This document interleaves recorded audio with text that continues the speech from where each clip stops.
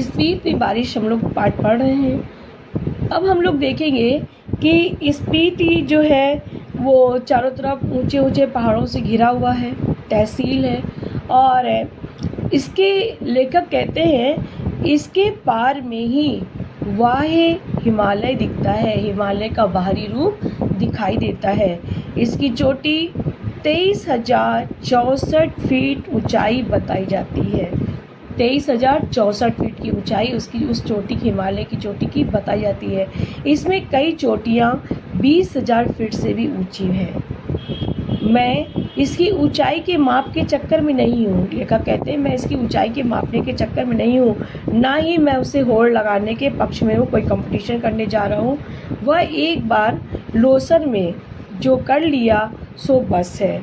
लेखक कहते हैं उन ऊंचाइयों से होड़ मारना मृत्यु है। अगर हम कहें कि उन ऊंचाइयों को चले जाएंगे, चढ़ जाएंगे, तो मतलब मृत्यु को गले लगाने के बराबर ही है। हाँ, कभी कभी उनके मान का मर्दन करना मर्द और औरत की शान रहा है। कभी कभी कुछ स्त्री और पुरुष हिमालय की चोटियों पर चढ़ते हैं और उनके गर्भ को, जो गर्भ से तने हुए हैं, उसको वो चूर चूर करके अपने आप को गौरवान्वित महसूस करते हैं कि उन्होंने हिमालय की चोटियों, उनके शिखरों पर वो पहुंच गए हैं। मैं सोचता हूँ कि देश और दुनिया के मैदानों में से और पहाड़ों से युवक युवतियाँ यहाँ आएँ और पहले तो स्वयं अहंकार को गलाएं, जो उनके अंदर अहंकार है उसको वो ख़त्म करें और फिर इन चोटियों के अहंकार को चूर करें। लेखक कहते हैं मैं देश के, पहाड़ों के और मैदानों के जो युवक युवतियाँ हैं, मैं उनसे आग्रह करता हूँ कि पहले वो अपने अंदर के अहंकार को ख़त्म करें, फिर आकर इन ऊंची ऊंची पहाड़ियों की चोटियों पर चढ़ें, उनके अहंकार को मिटाएं, इस आनंद का भी अनुभव करें जो साहस और कुव्वत से यौवन में प्राप्त होता है।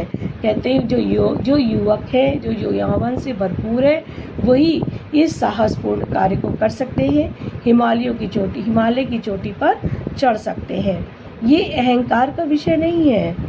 ये मानने की चोटियाँ बूढ़े लामाओं के जाप से उदास हो रही हैं।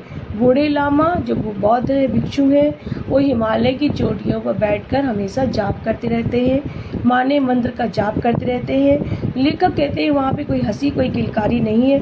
ऐसा लगता है कि ये जो हिमालय पर्वत है उदास हो गया है। लेखक का ऐसा मानना है कि अगर युवक युवतियाँ किल्लौल करें, आके यहाँ हंसी मजाक करें, तो ये भी हर्षित होगा, हिमालय पर्वत भी खुश होगा। अभी भी इन पर स्पीति का आर्तनाद जमा हुआ है। अभी भी लोगों, लेखक कहते हैं स्पीति के लोगों का दुख यहाँ की पहाड़ियों में जमा हुआ है। वह इस युवा अट्टहास की गर्मी से कुछ पिघलेगा। लेखक कहते हैं जब युवा आएंगे, यहाँ हंसी मजाक करेंगे, उनके हंसी मजाक का जो माहौल होगा, गर्मजोशी का माहौल होगा, तो इन पहाड़ों में जो जमी हुई उदासी है वो दूर होगी। ये एक युवा को निमंत्रण है। लाहुल की ही तरह स्पीति में भी 2 ऋतुएं होती हैं। कहीं पर मैंने 6 ऋतुओं का बखान किया है, 6 ऋतुओं का वर्णन किया है। वह मेरे अभ्यास दोष के कारण ही है। लेखक कहते हैं मुझे नहीं पता था, इसीलिए मैंने 6 ऋतुओं का वर्णन किया, लेकिन लाहुल स्पीति में 2 ही ऋतुएं होती हैं। यहाँ पर जून से सितंबर तक एक अल्पकालिक वसंत ऋतु है, शेष वर्ष शीत ऋतु ही होती है। बसंत में जुलाई में इसका औसत तापमान 15 डिग्री सेंटीग्रेड और शीत में जनवरी में इसका औसत तापमान 8 डिग्री रिकॉर्ड किया गया है। औसत से कुछ अंदाज नहीं लगता। बसंत ऋतु में दिन गर्म रहता है और रात ठंडी होती है। शीत ऋतु में क्या होता है इसकी तो मात्र कल्पना ही की जा सकती है कि कितनी ठंड पड़ती होगी। कभी यहाँ रहकर भी देखा जा सकता है, यहाँ के तापमान का अनुमान लगाया जा सकता है। इस बीच में वसंत ऋतु लाहुल से भी कम दिनों की होती है। बहुत कम दिनों के लिए यहाँ वसंत ऋतु आती है। वसंत ऋतु ऐसा मौसम होता है, ना बहुत ज़्यादा ठंड पड़ती है, ना बहुत ज़्यादा गर्मी पड़ती है। लेखक कहते हैं यहाँ पर बसंत में भी फूल नहीं खिलते हैं स्पीति में। ना ही हरियाली आती है और ना ही गंध होती है। दिसंबर से घाटी में फिर भी बर्फ़ पड़ने लगती है जो अप्रैल मई तक रहती है। यहाँ ठंड भी लाहौल से कुछ ज़्यादा ही पड़ती है। लेखक कहते हैं लाहौल से कुछ अधिक यहाँ पे ठंड पड़ती है। नदी नाले सब जम जाते, इतनी ठंड पड़ती है कि नदी नाले जम जाते हैं और हवाएं अत्यंत तेज चलती है। ये हवाएं मुंह, हाथ और जो अंग खुले हुए हैं वहाँ पर शूल की तरह चुभती, जैसे कि कोई हमको सुई चुभो रहा हो। जब ठंडी हवा आती है, बर्फीली हवा लगती है तो ऐसा लगता है कोई हमको कांटे चुभा रहा है। स्पीति में लाहौल से भी कम वर्षा होती है। मध्य हिमालय मानसून की पहुंच से भी परे है। यहाँ पर बरखा बहार नहीं है, यहाँ पानी नहीं बरसता है, पानी की बहार नहीं आती है। कवि कालिदास को अपने ऋतु संहार में जो यहाँ वर्षा का जो संहार का जो वर्णन किया है कालिदास को, उस वर्णन का क्या ठाठ है वो यहाँ के लोग नहीं जानते, उसको वो वर्णन बदलना पड़ेगा। ऋतु मेघदूतम में कालिदास ने वर्षा ऋतु का बहुत ही मोहक वर्णन किया है। तो लेखक कहते हैं कि स्पीति और लाहौल के लोग नहीं जानते कि वर्षा ऋतु में क्या क्या मानव जीवन पर प्रभाव पड़ता है। तो उनको अपनी जो उन्होंने कवि कल्पना के हिसाब से जो कविता लिखी है वो स्पीति के लोगों के हिसाब से अपनी कविता को बदलना पड़ेगा। कवि कहते हैं ये वर्षा वर्णन तो इस प्रकार से शुरू होता है।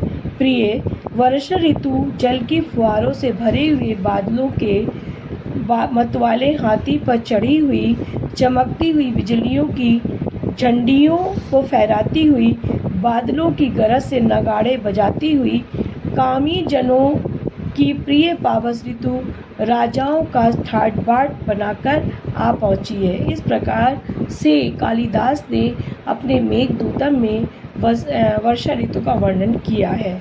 ऐसा पावस यहाँ नहीं पहुँचता है। लेखक कहते हैं ऐसी बरसात यहाँ नहीं होती है। कालिदास की वर्षा की शोभा तो विंध्याचल में है, मैदानी इलाकों में है, ये यहाँ पे स्पीति में नहीं है, हिमालय की इन मध्य घाटियों में नहीं है। ये मैं नहीं जानता कि इसका लालित्व लाहुल स्पीति के नर नारी समझ भी पाएंगे। लेखक कहते हैं जो कालिदास ने जो अपना वर्णन किया मेघदूतम में, ये स्पीति और लाहुल के नर नारी इसको समझ पाएंगे, मैं इसको अच्छी तरीके से नहीं जानता। वर्षा उनके संवेदन का अंग नहीं है।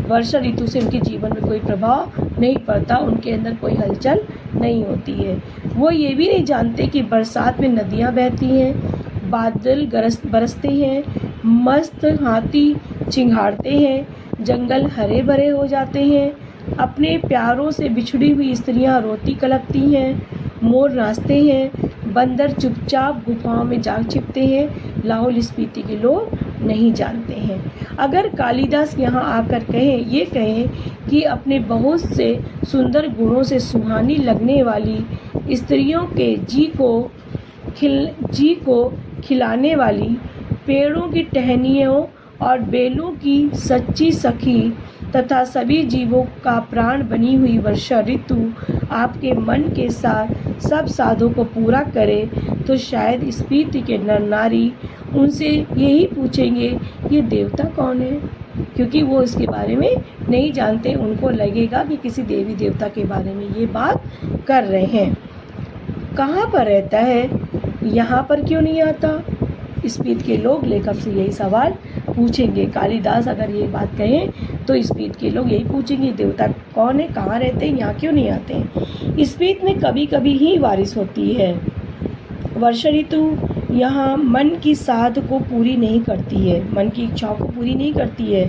धरती सूखी ठंडी और बंधिया ही रहती है, बंजर ही धरती रहती है, ठंडी रहती है, सूखी रहती है। स्पीत में साल में एक ही फसल होती है। मुख्य फसलें हैं 2 किस्म का जौ, गेहूँ, मटर और सरसों। इनमें भी जौ फसल इनका मुख्य है। यहाँ पर सिंचाई का साधन पहाड़ों से आ रहे नाले तथा उन पर बनाए गए पुल हैं। उन्हीं से उनका वहाँ पर पानी सींचा जाता है, सिंचाई की जाती है। ये नालियाँ पहाड़ों के किनारों के साथ साथ बहुत दूर तक चली जाती है। स्पीति नदी का तट इतना अधिक चौड़ा है कि इसका पानी किसी भी काम नहीं आता है। स्पीति में ऐसी भूमि बहुत अधिक है जो खेती के लायक बनाई जा सकती है। इसके लिए शर्त इतनी है कि स्पीति में जल उलीचा जाए, माने वहाँ जल की व्यवस्था की जाए, फिर पानी का कोई और स्रोत पहुँचाया जाए। स्पीति में बारिश में फसल उगाई जा सकती है। स्पीति में कोई भी फल नहीं होता। मटर और सरसों को छोड़कर कोई भी सब्जी नहीं होती है। शायद ऊंचाई, वायुमंडल के दबाव में कमी है, ठंड की अधिकता है, वर्षा की कमी वगैरह के कारण भी यहाँ पेड़ नहीं होते हैं, यहाँ पेड़ नहीं है। इसलिए स्पीति विशेषकर नंगी और वीरान है, मतलब वहाँ पे कोई भी जंगल नहीं है, कोई भी हरियाली नहीं है, सुनसान है। यहाँ वर्षा एक घटना है, ये एक सुखद संयोग है। लेखक कहते हैं, हम काजा के डाक बंगले में सो रहे थे तो लगा कि कोई खिड़की खटखटा रहा है। आधी रात का जब पिछला पहर था तब इस समय कौन आ सकता है, लेखक सोचने लगे। उन्होंने लैंप की लौ तेज कर दी, जो लैंप था उसकी लौ तेज कर दी और देखने लगे कि कौन आया है। खिड़की के एक पल्ले को खोला, खिड़की के दरवाजे खोला, तेज हवा का झोंका उनके मुंह और हाथ को छीलने लगा। तेज हवा, बर्फीली हवा चल रही थी। मैंने खिड़की का पल्ला लगा दिया और उसकी आड़ से देखने लगा, छिपकर देखने लगा क्या हो रहा है। मैंने देखा बारिश हो रही थी। मैं उसे देख नहीं पा रहा था, केवल सुन पा रहा था। अंधेरा, ठंड और हवा का झोंका आ रहा था। ऐसा लगा जैसे बर्फ का अंश लिए हुए तुषार जैसी बूंदें पड़ रही हैं। लेखक को लगा कि जो पानी है अपने साथ हवा लेकर हवा में बर्फ लेकर आ रहा है, जो बदन में चुभ रहा है, सूल की तरह चुभ रहा है। लेखक को लग रहा था जैसे नगाड़े की थाप बज रही हो या दुंगछेन को हवा बजा रही हो। दुंगछेन एक वाद्य यंत्र है। लेखक को लगा वैसी आवाज़ आ रही जैसे कि हवा दुंगछेन बजा रही है। महाशंख की ध्वनि घाटी में तैर रही थी। बहुत तेज तेज सी आवाज़ें आ रही थी सुनसान वीरान घाटियों की। स्पीति की घाटी में वर्षा हो रही थी, अतः कमरे में ठंड बढ़ रही थी। मैं बिस्तर पड़ा पड़ा मालूम नहीं कब सो गया था। जब सुबह उठा तो मैं चाय पीने के लिए जब बाहर गया तो लोग कह रहे थे कि हमारी यात्रा शुभ रही। स्पीति में बहुत दिनों के बाद बारिश हुई है। लोगों का ऐसा मानना है कि लेखक का आगमन उन लोगों के लिए शुभ है। इस स्पीति में काफ़ी दिनों के बाद वर्षा हुई और वर्षा का होना एक सुखद संयोग है, उनके लिए आनंदपूर्ण है।